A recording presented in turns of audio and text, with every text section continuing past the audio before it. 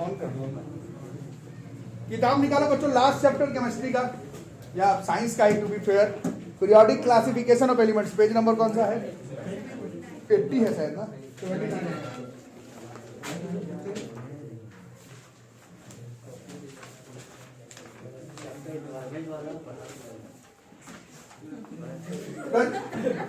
Page number 79 निकालो, periodic classification of element.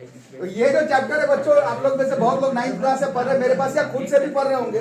Chemistry का जो भी चैप्टर आप लोग क्लास 9th में पढ़े हैं या फिर क्लास 10th में, टू बी प्रिसाइज 10th का अगर बात करें तो हर चैप्टर में केमिकल रिएक्शंस बहुत सारा पढ़े, reactions and equations, experiment, observation, किस तरह का दिखा किस तरह का नहीं दिखा। इस चैप्टर में नहीं है। इस चैप्टर में you don't have to study any type of chemical reaction. Chemistry का चैप्टर है, 9th में शायद पहली बार पढ़ाया गया होगा। Chemistry is all about chemical reactions, but इस चैप्टर में आपको केमिकल रिएक्शंस एंड इक्वेशंस के बारे में नहीं पढ़ना है। पहले चारों चैप्टर में, पहले चैप्टर का तो नाम ही chemical reaction and equation and acid base and salt में भी आप लोग केमिकल रिएक्शन ही पढ़े। मेटल नॉन मेटल में भर भर के केमिकल रिएक्शन है। कार्बन कंपाउंड में भी बहुत ज्यादा था, वो तो आपका काटा है इस बार सिलेबस, तो बहुत कम आप ना के बराबर पढ़े हैं। नहीं तो उस चैप्टर में सिर्फ केमिकल रिएक्शंस ही इन्वॉल्व था। इस चैप्टर में केमिकल रिएक्शंस इन्वॉल्व नहीं है, तो उस हिसाब से आप लोग तैयारी में लगेंगे।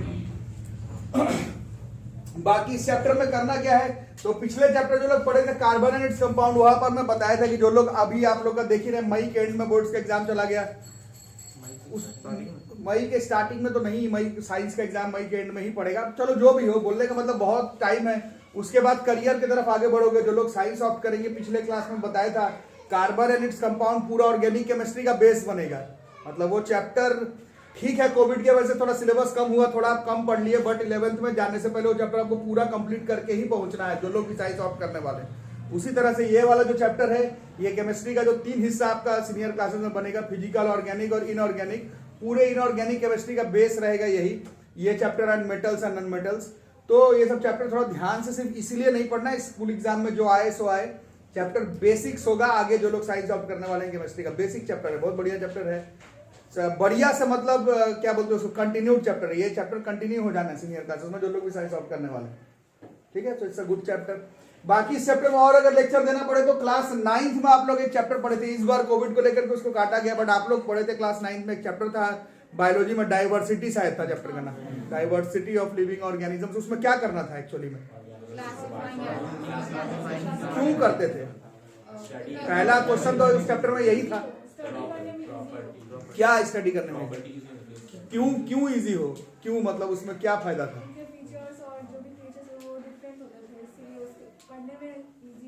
नहीं, मेन वर्ड आप लोग मिस कर रहे हैं, बता रहे हैं बट मेन वर्ड मिस कर रहे हैं, क्योंकि मेरे को बायो से कोई लेना देना नहीं, मेरे को उस चीज को केमिस्ट्री में यूटिलाइज करना है। एक वर्ड जो बोल रहा है वो आप लोग मिस कर रहे हैं। ऑर्गेनिज्म का संख्या इनफाइनाइट था, ये आपको पढ़ाएगा। तो उतना ऑर्गेनिजम्स प्रैक्टिकली संभव नहीं है पढ़ना, इसी वजह से किया जाता है, उसको क्लासिफाई करते थे डाइवर्सिटी चैप्टर में, अलग अलग जो भी आप लोग पढ़े थे, जो उसमें क्या क्या बोलते थे, ग्रुप्स, और नहीं ग्रुप नहीं था, क्या बोलते थे उसको, किंगडम और फाइलम, ये सब जो था। तो बोलने का मतलब है कि बहुत ज्यादा ऑर्गेनिजम्स, इनफाइनाइट ऑर्गेनिज्म, सबका प्रॉपर्टी पढ़ना संभव नहीं है, तो उसको क्लासिफाई करना पड़ता था। और पहला क्वेश्चन रहता भी क्लास 9th में यही था कि क्यों अब आप लोगों को क्लासिफिकेशन करना है ना। उसी तरह से यहाँ पर भी वही है। एलिमेंट्स आज के डेट में हम लोग एज अ साइंस स्टूडेंट हमें मालूम है, ना करते हुए भी 118 एलिमेंट तो है ना, देयर आर 118 एलिमेंट्स, और 10th खत्म होने को है। 4-5 से ज्यादा का प्रॉपर्टी भी हमें मालूम नहीं है। एटॉमिक नंबर तो भले तुम 20 तक याद किए हो, सिंबल चलो आपको 30-35 एलिमेंट का मालूम होगा, बट एकदम प्रॉपर्टीज अगर पूछा जाए तो बहुत गिन के भी 3-4 एलिमेंट का किसी का शायद तुम प्रॉपर्टी बता पाओ। पूरा प्रॉपर्टी तो मेरे ख्याल से तुम किसी एलिमेंट का नहीं बता सक रहे। ठीक है, तो बायोलॉजी में डाइवर्सिटी में देयर आर इनफाइनाइट ऑर्गेनिजम्स, उसको क्लासिफाई करना है। यहाँ पर इनफाइनाइट तो नहीं है, 118 ही एलिमेंट है, बट फिर भी वो 118 एलिमेंट का भी केमिकल फिजिकल प्रॉपर्टी इनफाइनाइट है, उतना प्रैक्टिकली पढ़ना संभव नहीं है। ठीक है, तो हम लोग क्या करते हैं, सारा एलिमेंट्स के बारे में तो नहीं ही पढ़ते हैं, उन सारे एलिमेंट्स को ट्राई करते हैं क्या करने का, क्लासिफिकेशन। क्लासिफिकेशन मतलब जैसे बायोलॉजी में आप लोग अभी बता रहे थे, ऑर्गेनिजम्स को ग्रुप और फाइलम में और किंगडम में डिवाइड करते थे, यहाँ पर वो तो नहीं है, बट एलिमेंट्स को भी हम लोग किसी ना किसी तरीके से, हम लोग मतलब scientist are trying to classify elements from last 200 years. 200 सालों से ट्राई हो रहा है एलिमेंट्स को भी क्लासिफाई किया जाए, ऐसा क्लासिफाई किया जाए जो क्लासिफिकेशन का मूल मंत्र है। आप लोग अभी खुद ही बता रहे हैं, क्लासिफाई एक्चुअली में करते इसीलिए हैं ताकि सारे का तो प्रॉपर्टी नहीं पता है हमें, बट क्लासिफाई करने के बाद जो ग्रुप बनेगा उस ग्रुप में मौजूद एलिमेंट्स का property, chemical property, physical property, density, atomic number, atomic mass, valency, valence electron किसके साथ रिएक्ट कर सकता है, किस तरह का कंपाउंड बना सकता है, ये 118 का तो पॉसिबल नहीं है, बट ग्रुप बना देने के बाद थोड़ा गेस करना, थोड़ा प्रिडिक्ट करना कि ये एलिमेंट ऐसा कंपाउंड बनाएगा, ऐसा प्रॉपर्टी में इस तरह का प्रॉपर्टी शो करेगा, ये पता लगाने के लिए, बनाने के लिए ही हम लोग पीरियोडिकली क्लासिफाई करने का ट्राई करते हैं एलिमेंट का। तो जैसे 9th क्लास का पहला क्वेश्चन इंपॉर्टेंट डाइवर्सिटी का ही था, why classification of organism is necessary. 10th class में भी पीरियोडिक क्लासिफिकेशन ऑफ एलिमेंट अभी चैप्टर शुरू होगा, बट पहला क्वेश्चन तो यही है कि क्यों ही जरूरी है क्लासिफाई करना। तो आंसर यही होगा 118 एलिमेंट, सारे तरह का प्रॉपर्टी बस में नहीं हमारा पढ़ना, ग्रुप्स में अलग अलग पीरियड्स में क्लासिफाई करके केमिकल प्रॉपर्टी, फिजिकल प्रॉपर्टी जो है वो हम लोग अलग अलग एलिमेंट्स का प्रिडिक्ट कर सकते हैं। 118 को नहीं पढ़ेंगे, बट ग्रुप बना करके प्रिडिक्ट कर सकते हैं कि ये एलिमेंट ऐसा ही कुछ केमिकल प्रॉपर्टी, ऐसा ही कुछ फिजिकल प्रॉपर्टी, ऐसा ही कुछ कंपाउंड का फॉर्मेशन करेगा। ये क्लासिफिकेशन की मदद से हम लोग प्रिडिक्ट कर सकते हैं। ठीक है, समझ में आ रहा है? तो चैप्टर शुरू करने से पहला ही टॉपिक में यही इंपॉर्टेंट, शुरुआत में यही है, why classification of elements is necessary. और ये बायो का आंसर नहीं है, इसका मतलब है कि हम लोग इसको अपने लैंग्वेज में भी तोड़ मरोड़ करके लिख सकते हैं। बायोलॉजी में तो स्पेसिफिक इस क्वेश्चन का आंसर लिखते थे, केमिस्ट्री में थोड़ा मिलजुल के, थोड़ा दिमाग लगा के, why classification of elements is a necessity या फिर इज नेसेसरी। ठीक है, क्या होगा आंसर बताओ? As properties of, as all properties of, all में भी दो तरह का होता है, chemical comma physical, of all known elements are very difficult to examine, hence we try to classify elements into various groups to understand their properties and which type of compounds they can form more precisely। ठीक है, बाकी अपने language में भी लिख सकते हो, है ना। 118 एलिमेंट का सारे तरह का प्रॉपर्टी पढ़ना इम्पॉसिबल है, इसलिए हम लोग क्लासिफाई करता है अलग अलग ग्रुप का, फिर ग्रुप के बारे में पढ़ लेते हैं कि इस ग्रुप में जो भी एलिमेंट है उसका ऐसा ही प्रॉपर्टी है, तो उसके मदद से हम लोग उस ग्रुप में लाई करने वाला बाकी एलिमेंट को भी मोटा मोटी प्रिडिक्ट कर सकते हैं कि इसी तरह का केमिकल फिजिकल प्रॉपर्टी शो करता होगा, इसलिए क्लासिफिकेशन नेसेसरी है केमिस्ट्री में भी। ठीक है, ठीक है। तो क्लासिफिकेशन ऑफ एलिमेंट, जैसे बायो में आप लोग पढ़े हैं क्लासिफिकेशन, कई साइंटिस्ट का मिला जुला के कंट्रीब्यूशन है, 9th में आप लोग पढ़े होंगे। उसी तरह से मात्र 118 एलिमेंट है, 118 तो अब है, 200 साल से ट्राई हो रहा है एलिमेंट्स को क्लासिफाई करने का। कई तरह के साइंटिस्ट का बहुत तरह का कंट्रीब्यूशन है एलिमेंट्स को क्लासिफाई करने के बारे में। तो थोड़ा थोड़ा हम लोगों को इस चैप्टर में पढ़ना है कि किन किन साइंटिस्ट ने, और टू बी प्रिसाइज किन किन केमिस्ट्स ने पहले बताया कि कैसे कैसे क्लासिफिकेशन हो सकता है। फिर एंड करेंगे हम लोग कि किनका सही है, और फिर जिनका सही है तो उनके हिसाब से थोड़ा सा हम लोग जो modern periodic table, chemistry is all about periodic table, modern periodic table में कौन चीज कहाँ है, क्या किसका प्रॉपर्टी है, क्या किस तरह से क्लासिफाई किया गया है, इन सब के बारे में इंट्रोडक्शन इस चैप्टर में हम लोग करेंगे। ठीक है, रही बात इंट्रोडक्शन की, तो अभी मैं थोड़ी देर पहले बताया, जो लोग साइंस ऑप्ट करेंगे पूरा इनऑर्गेनिक केमिस्ट्री, मतलब पूरा आपका लगभग 6 से 7 महीने 11th 12th क्लास में केवल इसी चैप्टर को खोलने में लगेगा। तो इससे आप समझ सकते हैं कि ये खत्म नहीं हो गया 10th क्लास में। To be fair, it is just an introduction of what you have to study in your senior classes in chemistry. ठीक है, तो ये खत्म नहीं हो गया कि इस चैप्टर में जो पढ़े वहां पर कहानी खत्म, जैसे आप लोग मैथ्स में पढ़े सरफेस एरिया एंड वॉल्यूम, जो आप पढ़े वो खत्म हो गया। अब तुमको फिर से नहीं पढ़ना है स्फीयर का वॉल्यूम, वो खत्म तो खत्म, बात वहां पर ओवर हो गई। ठीक है, वो अब आपको आगे लेकर के नहीं चलना है उस चीज को। बट ये चैप्टर तो जस्ट शुरू होगा 10th क्लास में। ठीक है, जस्ट एन इंट्रोडक्शन। मिटा दो इसको। तो क्लासिफिकेशन कई तरीके से हो सकता है। तो सबसे पहले आप लोग क्लासिफिकेशन, तो पहला क्लासिफिकेशन जो है, सबसे पहले एलिमेंट को क्लासिफाई करने का, क्योंकि ये थोड़ा सा हिस्ट्री टाइप का है, नहीं 200 साल से इसके बारे में डिस्कशन हो रहा है, तो जरूरी नहीं है कि जो आपके किताब में लिखा हो कि इन साइंटिस्ट का पहले कंट्रीब्यूशन था वही सही हो, ऐसा कोई जरूरी नहीं है। तो 200 साल हो गया है चीजों को, है ना। तो फर्स्ट नंबर पर क्लासिफिकेशन जो है कई तरीके से हो सकता है। बट पहला क्लासिफिकेशन आप लोग क्लास 9th में लॉज ऑफ कौन सा था, कांस्टेंट प्रोपोर्शन, किनका दिया हुआ था? नहीं, वो प्रोस्ट का था, प्रोस्ट का। और एक और था law of conservation of mass, Antonio Lavoisier था ना। तो डेल्टन का नहीं था, डेल्टन का तो एटॉमिक थ्योरी था। लॉ ऑफ केमिकल कॉम्बिनेशन का बात कर रहा हूं, है ना, उसमें कंजर्वेशन ऑफ मास वाला एंटोनियो जे लेवोजियर का था। उन्होंने ही सबसे पहले एलिमेंट का क्लासिफिकेशन किया। सबसे पहले एलिमेंट का क्लासिफिकेशन करने का ट्राई, क्लासिफिकेशन तो अभी भी हो ही रहा है, एलिमेंट का क्लासिफिकेशन करने का पहला try was done by Antonio J Lavoisier. पहले लेवोजियर ट्राई किए क्लासिफिकेशन करने का। स्पेलिंग में थोड़ा कंफ्यूजन है तो ऐसे थोड़ा रगड़ के लिख दियो, तो ये लेवोजियर हो गया। तो लेवोजियर जो है वो पहले ट्राई किए थे एलिमेंट को क्लासिफाई करने का। बट इनके हिसाब से एलिमेंट का क्लासिफिकेशन केवल 2 ही तरीके का हो पाया, जो कि आपका इससे जस्ट पिछले में आप लोग चैप्टर पढ़े हैं, that is metals and non metals. तो ये तो ठीक ही है, बट हम लोग बहुत दिन से 8th क्लास से देख रहे हैं कि केवल अगर एलिमेंट्स को क्लासिफाई मेटल नॉन मेटल में करें तो दिक्कत बहुत ज्यादा है, क्योंकि फिर मेटल में भी कई तरह का प्रॉपर्टी है, फिर उसमें भी आप लोग देख रहे हैं एक्सेप्शन भर भर के है, नॉन मेटल्स में भी है। फिर ये 200 साल पहले का लॉ है, उसके बाद तो कई तरह का मेटल नॉन मेटल के साथ साथ as a good science student हमें मालूम, आप तो बहुत सारा सेमीकंडक्टर्स या फिर और टू बी प्रिसाइज मेटलॉइड्स भी है, जो मेटल नॉन मेटल दोनों का प्रॉपर्टी शो करता है। तो ये नहीं इस्तेमाल करता हम लोग आज के डेट में। बट पहला क्लासिफिकेशन का ट्राई ऐसे ही किया गया था कि एलिमेंट को 2 हिस्से में बांट लेते हैं, जो कि एक्चुअली में बांटते हैं मेटल्स और नॉन मेटल। ये किया था लेवोजियर के द्वारा। तो पहले नंबर पर एलिमेंट्स को ट्राई क्लासिफिकेशन का करने का एंटोनियो लेवोजियर किए थे। उनके हिसाब से elements was classified into 2 groups, metals and non metals. But ये क्लासिफिकेशन नहीं चलता आज के डेट में, उस समय भी नहीं चला, क्योंकि इसमें बहुत इफ एंड बट है।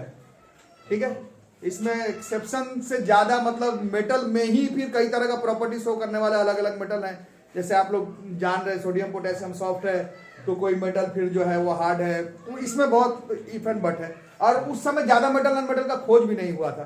तो मेरा बस बोलने का मतलब है, हिस्ट्री टाइप का चैप्टर तो हमें मालूम होना चाहिए कि एंटोनियो जे लेवोजियर भी पहले ट्राई किए थे मेटल्स और नॉन मेटल्स में एलिमेंट को क्लासिफाई करने का, जो कि नहीं चलता है। बट नंबर 1 मतलब शुरुआत में आप लोग नोट बना करके इस चीज को लिख लेंगे। लेवोजियर पहले अटेम्प्ट किए थे एलिमेंट का classification in the forms of metals and non metals, और ये जो क्लासिफिकेशन है ये नॉट एक्सेप्टेड है, ये जो है वो नहीं चलता है आज के डेट में। या फिर ऐसे में भी साइंस में हम लोग सिर्फ सारे एलिमेंट्स को मेटल नॉन मेटल में क्लासिफाई कर दें, ये नहीं चलेगा। ठीक है, बट पहला क्लासिफिकेशन है, इसको लिख के रख लो।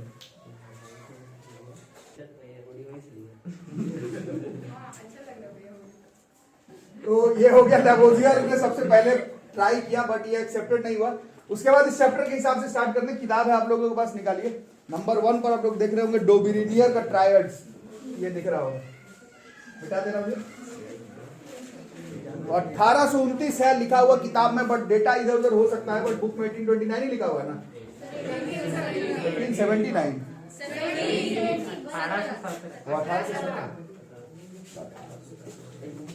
ठीक है, दिस इज जोहान वुल्फगैंग, नहीं क्या नाम था?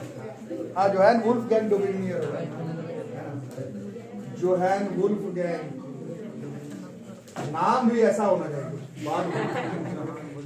डोबिरिनियर, जोहान वुल्फगैंग डोबिरिनियर। इनका पहला मतलब माना जाता है कि पीरियोडिकली क्लासिफिकेशन। अभी आप बोलोगे सर, आप बोले थे लेवोजियर, मैं तो बोल ही रहा हूँ लेवोजियर, बट चैप्टर का नाम क्लासिफिकेशन ऑफ एलिमेंट नहीं, चैप्टर का नाम पीरियोडिक क्लासिफिकेशन ऑफ एलिमेंट है। पीरियोडिक तो इंग्लिश का वर्ड है, पीरियोडिक का मतलब होता है एक डेफिनिट टाइम के बाद जो रिपीट कर जाए। पीरियोडिक पीरियड जैसे स्कूल में आपका होता है, डेफिनेट 40 मिनट के बाद जो आपका पीरियड जो है वो रिपीट करता है। पीरियोडिक अंग्रेजी का वर्ड है। पीरियोडिक का मतलब होता है डेफिनेट टाइम के बाद रिपीट होना। है ना। तो क्लासिफिकेशन लेवोजियर शुरू किए, बट जो चैप्टर का नाम है पीरियोडिक क्लासिफिकेशन ऑफ एलिमेंट, उसके हिसाब से बात करें तो it was first tried by Johann Wolfgang Dobereiner 203 साल पहले। देख ही रहो ना, 200 इयर्स तो ज्यादा की बात हो गई, है ना। तो पहले इन्होंने अटेम्प्ट किया जोहान वुल्फगैंग डोबेरिनियर। इन्होंने इनका जो क्लासिफिकेशन है उसको हम लोग लॉ ऑफ ट्रायड्स कहते हैं, this is known as law of triads, law of triads.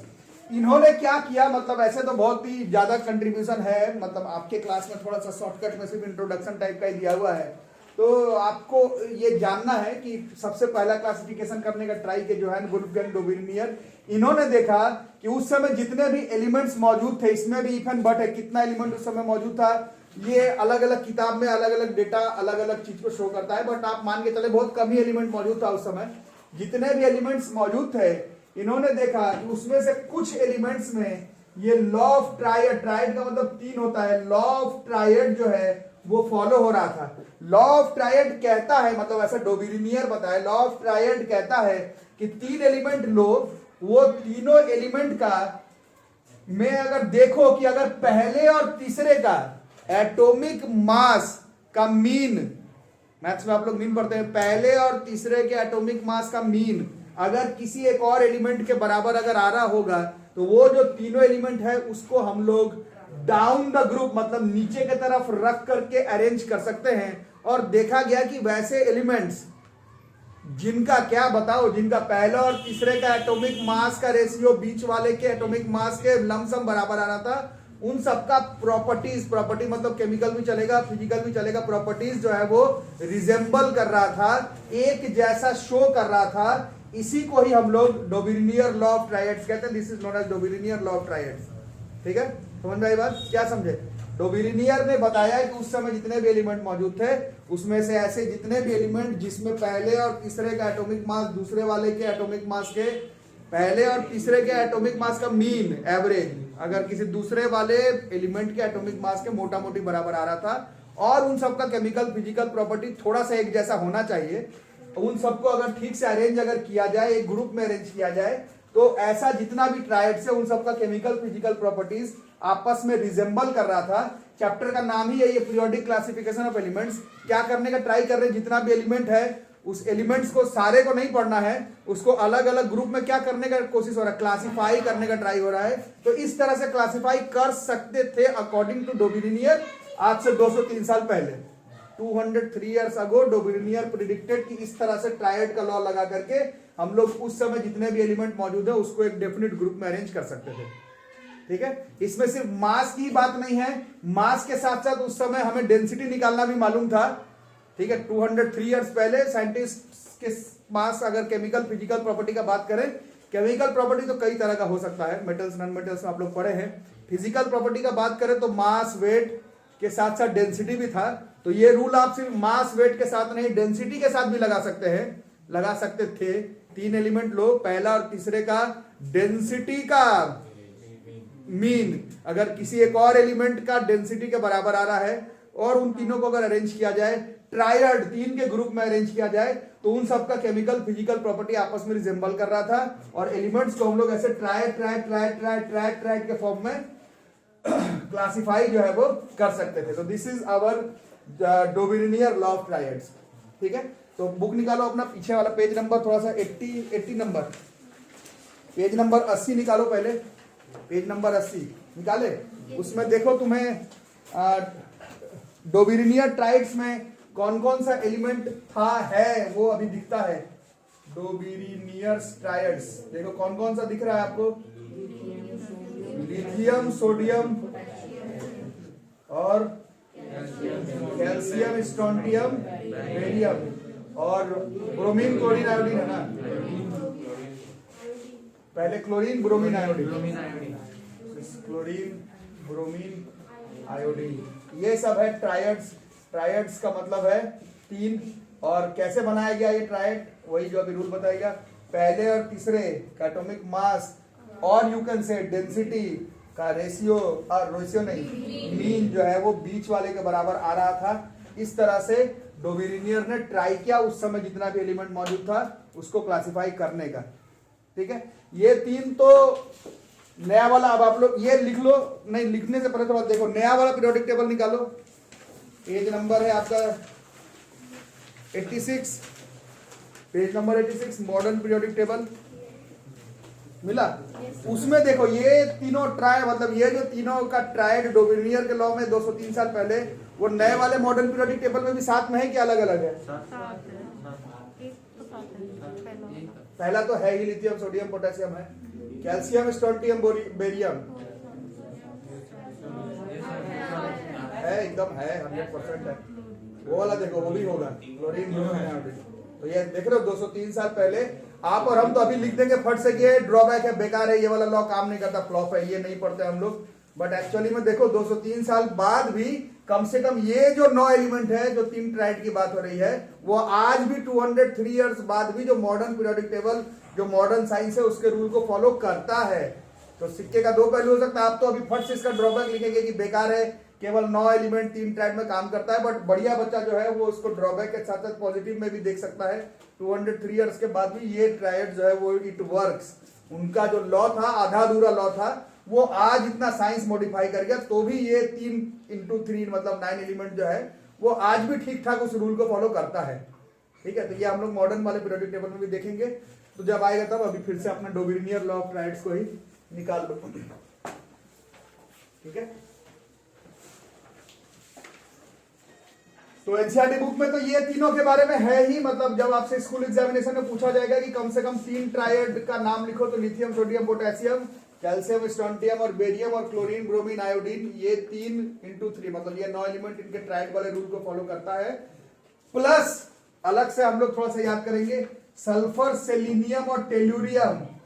और आप लोग मॉडर्न वाले पीरियोडिक टेबल में देखेंगे आयरन, कोबाल्ट, निकल। ये पीरियोडिक टेबल में डाउन द ग्रुप तो शायद नहीं दिखेगा, बट फिजिक्स में पढ़े these all are ferromagnetic material. सारा का सारा फेरोमैग्नेटिक है, आयरन, निकल, कोबाल्ट, ये सब फेरोमैग्नेटिक मटेरियल है। इन सब में भी इनका जो लॉ ऑफ ट्रायड है, मतलब पहला तीसरा का एटॉमिक मास का रेशियो नहीं, मीन पहले और तीसरे का डेंसिटी का मीन बीच वाले के बराबर आ जाए, ऐसा फॉलो करते हुए ये आइडेंटिफाई कर पाए थे कुछ। But there were few more triads that were following Dobereiner's law of triads. So it was the first classification 1817 में that was done for periodic classification of elements.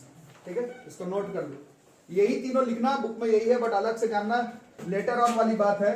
इन तीनों का भी प्रॉपर्टीज मिलाया गया, तो ये रूल को डोमिनियर का लॉ ऑफ ट्रायड को फॉलो करता है। ठीक है, नोट करके रखो।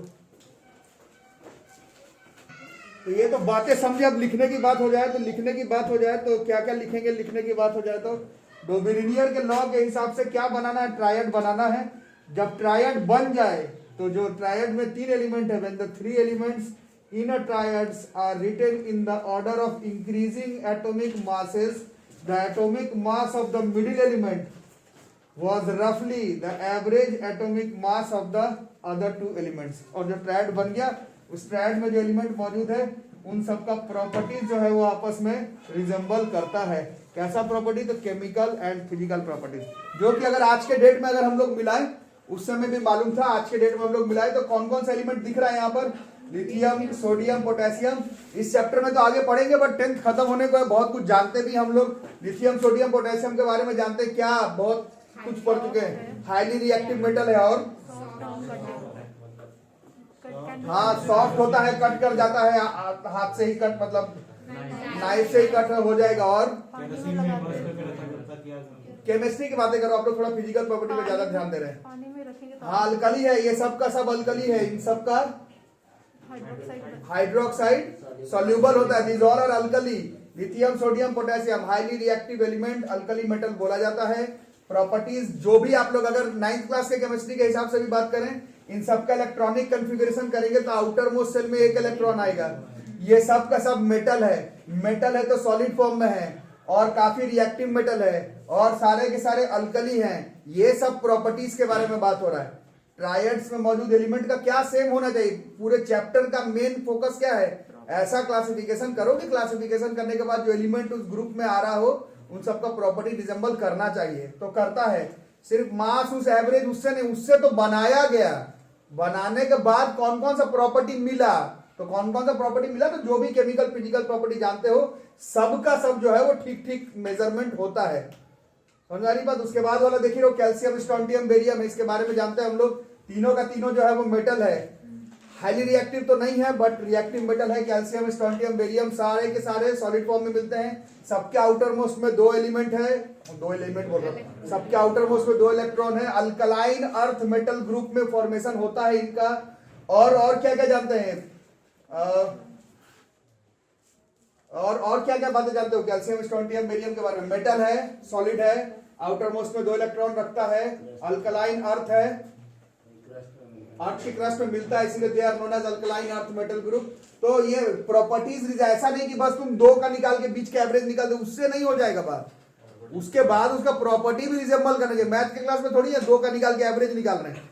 जो ग्रुप बना उसको अरेंज करने के बाद increasing order of atomic mass पर जो पीरियड्स में जो आपने ग्रुप में अरेंज किया वो पीरियोडिकली इन सबका प्रॉपर्टी आपस में रिजेंबल करना चाहिए। ऐसे बस थोड़ी एवरेज निकालने का क्लास थोड़ी चल रहा है, मैथ में मीन मीडियन मोड थोड़ी पढ़ रहे हैं।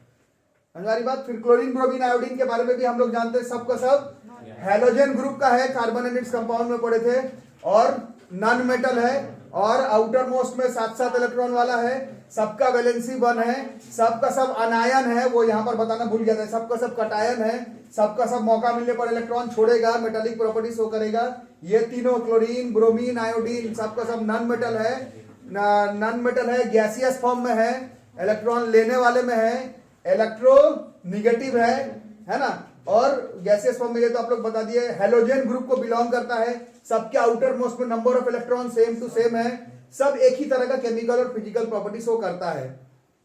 ठीक है। उसके बाद ये जो दोनों आप लोग लिखे हैं यहां पर कि जो मास वाली बात हो रही है, ये ट्राइड्स का पहले और तीसरे का मास का रेशियो फिर बोल दिया, मास का एवरेज या मीन बीच वाले के बराबर आता है। जैसे अगर एग्जैक्टली अगर हमें नहीं भी याद हो तो 9th क्लास में तो याद किए थे, लिथियम का atomic mass is 7 and potassium का था 39 था ना। तो 39 का 7 कितना हो गया, 46/2 करना है एवरेज निकालने के लिए। तो 23, और सोडियम को हम लोग 9th क्लास में याद किए थे कि मास जो है वो 23 होता है। तो पहले और तीसरे के मास का एवरेज बीच वाले के बराबर आना चाहिए, केमिकल फिजिकल प्रॉपर्टी एक जैसा रिजेंबल करना चाहिए, तब जाकर के ट्रायड्स बनता है। डोबिलिनियर ने सिर्फ ऐसे ही बस 2 का मास निकाल के एवरेज करके नहीं, बहुत सारा केमिकल फिजिकल प्रॉपर्टी रिजेंबल भी करवाया था। रूल जब ये एवरेज वाला ही हो रहा था तो वो मास नहीं, वो डेंसिटी के साथ भी किया गया था। और केमिकल फिजिकल प्रॉपर्टी को अरेंज करने के बाद increasing order of atomic mass पे लगाने के बाद ये 3 ट्रायड प्लस ये 2 ट्रायड, मतलब मोटा मोटी 5 ट्रायड गुना 3, मतलब मोटा मोटी 15 एलिमेंट जो है वो ठीक ठाक इनके रूल को फॉलो कर रहा था। ठीक है। तो ये पूरा हो गया हमारा डोबिनियर लॉ ऑफ ट्रायड्स। ठीक है। और मास के बारे में बात हो तो क्लास 9th में हम लोग पढ़ कर आए हैं 7, 39 और 23, ये तो हम लोग याद करते हैं आइसोटोप का एवरेज नहीं लेकर के। एक्चुअली में तो सारे का मास पॉइंट पे आता है, ये हम लोग 9th क्लास में पढ़े थे। वो आपके बुक में दिया हुआ था, एक बार किताब निकालिए जरा, निकालो, एक बुक में लिया था, चलो निकालो, देखो थोड़ा सा और देखो। कैल्शियम स्ट्रोंटियम और बेरियम का है ना, कैल्शियम स्ट्रोंटियम और बेरियम का देखो कितना, कैल्शियम का देखो कितना दे रहा है और बेरियम का 137, दोनों को जोड़ने पर कितना हो गया 177/2, 88.5 होता है कितना, लगभग 87.6।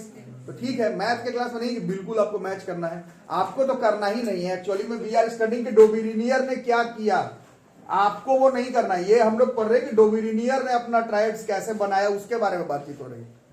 ठीक है। और किसका, क्लोरीन ब्रोमीन और आयोडीन का भी है, देख सकते हो आप लोग। ये आज के डेट में मास है, अभी आपके फ्रेंड बता रहे हैं क्लोरीन का मास 35.5, ये क्लास 9th में अपन पढ़े थे। क्लास 9th में जो लोग आप लोग ईमानदारी से पढ़े थे, वो पॉइंट का मास तो आइसोटोप का एवरेज निकालने के बाद आता है, और आइसोटोप का खोज ही नहीं हुआ था, आइसोटोप तो काफी रिसेंट डिस्कवरी है। तो 200 साल पहले से पॉइंट वगैरह में मास निकाल के एवरेज नहीं निकाला हुआ था, मोटा मोटी था रफली। ठीक है। ये पॉइंट वाला मास तो average atomic mass of all the isotopes होता है, वो तो बहुत नया कॉन्सेप्ट है आइसोटोप का। तो इसको एकदम ये मत मिलाना कि एकदम पॉइंट में जोड़ रहे हैं तो एवरेज नहीं आ रहा है, कैसा रूल बनाया, कैसा लॉ बनाया, मैथ्स के क्लास में नहीं है हम लोग। ठीक है। रफली है, और वो जो मास आज के डेट में हम लोग जान रहे हैं, उस समय मास में तो डिफरेंस था, उस तरह से मास नहीं कैलकुलेट करते थे तब। ठीक है। अच्छा, ये नाइट्रोजन, फास्फोरस और आर्सेनिक के बारे में भी कुछ कुछ दिया हुआ, देखो क्या दे रहा है, नाइट्रोजन, फास्फोरस और आर्सेनिक, ठीक है। मॉडर्न पीरियोडिक टेबल में देखो नाइट्रोजन, फास्फोरस, आर्सेनिक है क्या, साथ में है क्या, है ही। मॉडर्न वाले में पेज नंबर 86 है ना, साथ में है। अब इन सबका मास देखो, अभी जो पेज में अभी देख रहे थे, पेज नंबर 80 में अभी देखो इन सबका मास देखो, है ना, पहले साथ में है ना, नाइट्रोजन, फास्फोरस, आर्सेनिक साथ में है, बट इनका मास देखो अभी पेज नंबर 80 में क्या दे रहा है, नाइट्रोजन का 14, आर्सेनिक का 75, 14 और 75 कितना हुआ, 89/2, 44.5 हुआ। देखो कितना है फास्फोरस का, केवल 31 है, तो नहीं फॉलो कर रहा है, और ये है भी नहीं ट्राइड में।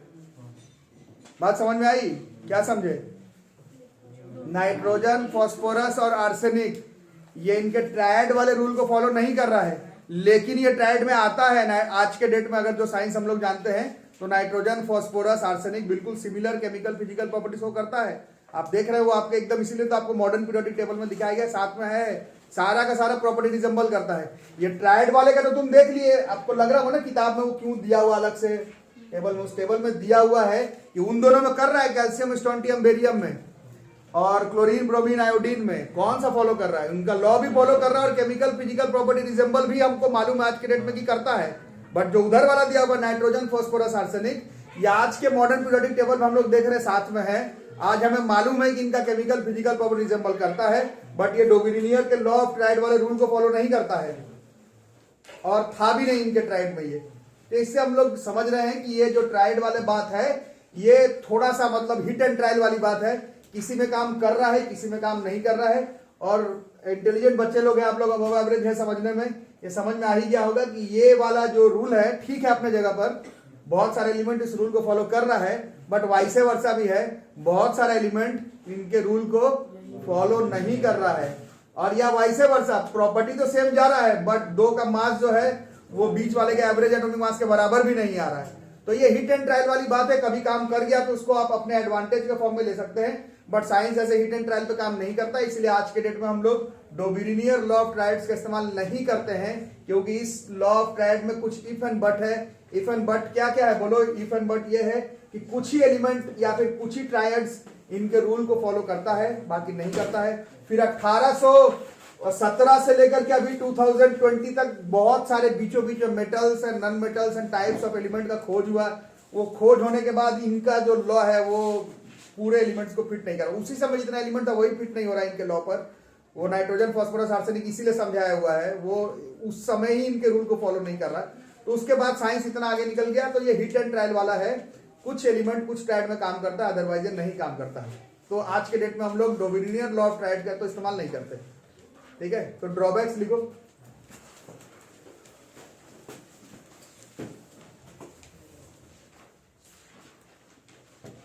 क्या लिखोगे ड्रॉबैक, ओनली क्या, फ्यू एलिमेंट्स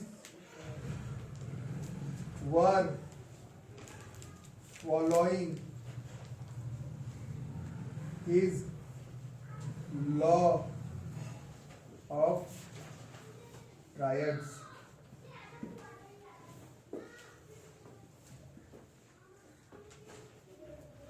और ड्रॉबैक में क्या लिख सकते हो इस, और बताओ अपने लैंग्वेज में कुछ थोड़ा साइंस में वो कर सकते हैं, मैनिपुलेट कर सकते हैं, और क्या लिख सकते हैं इसमें,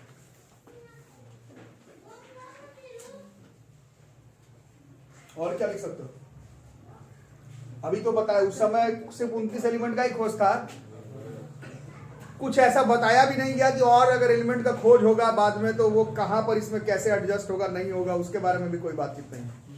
नेक्स्ट जो एलिमेंट का खोज होने वाला है वो इनके लॉ पर जैसे नहीं फिट हुआ तो कहाँ फिट करेंगे, कहाँ रहेगा, उसका कोई बारे में बात नहीं है, ठीक है। क्या बाल्मर लॉ लिखो, क्या लिखो, बाल्मर का कुछ लॉ था ना, पढ़ना था ना तुम लोगों को, बाल्मर का नहीं था, बाल्मा नहीं, तुमको तो बस यही बोलना और कोई कुछ करना नहीं। सज्जन आदमी बोला उस दिन बनोगे तो साजन बनेगा बोल रहा लॉ ऑफ ट्रायड्स। और no specific position were mentioned for those elements which were not discovered at that time। ठीक है, तो ये हो गया डोबिनियर का लॉ ऑफ राइट्स। और डोबिनियर के बारे में थोड़ा सा आप लोग पढ़िए, अब थोड़ा सा बैठ करके थोड़ा पढ़ो, थोड़ा सा डोबिनियर के बारे में पढ़ो। देखो पेज नंबर 80 में ही है, थोड़ा पढ़ो साइंटिस्ट के बारे में। जो लोग मेरे पास 9th क्लास में भी पढ़े थे, मैं बताया था साइंटिस्ट का स्टेटमेंट तो लिखते हो, ड्रॉबैक और क्या दिया नहीं दिया उनके बारे में भी थोड़ा जानो। देखो क्या क्या बता रहा है जोहान वुल्फगैंग डोबिनियर के बारे में। Studied as a pharmacist at in Germany, उसके बाद वाला वर्ड थोड़ा टफ है, एंड माने जर्मनी में पढ़े हो गया। And then studied chemistry, eventually he became a professor of chemistry and pharmacy at the university of Jena. Dobereiner made the first observation of platinum as a catalyst. देखो ये सब ना काम की बात है, ये तो पीरियोडिक क्लासिफिकेशन ऑफ एलिमेंट तो हम लोग पढ़ ही रहे हैं, ड्रॉबैक व्रॉबैक सब पढ़ेंगे, बट काम का चीज देखो। कैटलिस्ट के बारे में हम लोग पढ़े थे कार्बन एंड इट्स कंपाउंड में, थोड़ा सा पढ़े थे, क्योंकि जो बायो में तो पढ़ते हो इंजाइम्स के बारे में, है ना। तो केमिस्ट्री में एक्चुअली में जो कैटलिस्ट के बारे में पढ़ना था वो कार्बन एंड कंपाउंड का जो पोर्शन काटा, उसमें बहुत सारा ऐसा केमिकल रिएक्शन था जो कैटलिस्ट पर बेस था। कुछ जानते होगे कैटलिस्ट के बारे में आप लोग? हाँ, कैटलिस्ट किसको कहते हैं? जो केमिकल रिएक्शन को होने में और उसका पेस बढ़ा दे। नहीं, सिर्फ बढ़ा दे वर्ड नहीं है, इफेक्ट करे। ठीक है, कैटलिस्ट ऐसे हम लोग सब्सटेंसेस को कहते हैं जो किसी भी केमिकल रिएक्शन को होने में मदद करे, उसका इफेक्ट, उसका जो रेट है उसको बढ़ा घटा सकता हो without taking part itself. Catalyst plays a major role in chemistry and biology. बिल्कुल बिल्कुल, कैटलिस्ट बहुत सारे केमिकल रिएक्शन ऐसा होता है जिसको पूरे होने में काफी टाइम लग जाता है, उसमें हम लोग कैटलिस्ट का इस्तेमाल करते हैं। वो खुद भाग नहीं लेता केमिकल रिएक्शन में, बस रेट ऑफ केमिकल रिएक्शन को बढ़ाने घटाने में काम में आता है। ठीक है, बात हो रहा है वो कहां से आ गया इस चैप्टर में, वो कहां से आ गया नहीं, आप देखें जोहान वुल्फगैंग डोबिनियर के बारे में लॉ ऑफ राइट पढ़े, बाद में उसका ड्रॉबैक लिख दिए कि ये बेकार लॉ था, काम नहीं करता है। बट एक्चुअली में देखो, सबसे पहले कैटलिस्ट के फॉर्म में प्लैटिनम का इस्तेमाल, मतलब कैटलिस्ट का इस्तेमाल केमिकल रिएक्शंस में सबसे पहले इन्हीं का किया हुआ है। ठीक है, ये हो गया काम की बात। चैप्टर के हिसाब से तो ठीक है, ड्रॉबैक है, हटाओ, गलत हो गया, ये आप लोग नहीं पढ़ेंगे, बट साइंटिस्ट का कंट्रीब्यूशन आप देखेंगे तो वहां पर आप लोग देखेंगे is the first observation of platinum as a catalyst and discovered similar triads. इसके बारे में तो हम लोग देखे, जो कि आगे जाकर के बहुत सारा पीरियोडिक टेबल बनाने में हेल्प किया हो, तो ठीक है, बट प्लैटिनम का इस्तेमाल एज अ कैटलिस्ट भी किया जा सकता है। कैटलिस्ट के बारे में बहुत कुछ कंट्रीब्यूशन है इनका, डोबिनियर का। चैप्टर से रिलेटेड नहीं है, चैप्टर का नाम तो पीरियोडिक क्लासिफिकेशन ऑफ एलिमेंट है, but Dobereiner was a very important chemist in the field of science. ये गलत लॉ बनाने के लिए नहीं फेमस है, इनका बहुत सारा सही कंट्रीब्यूशन भी है साइंस में। ठीक है, तो और पढ़ेंगे इस चैप्टर के बारे में अगले क्लास में।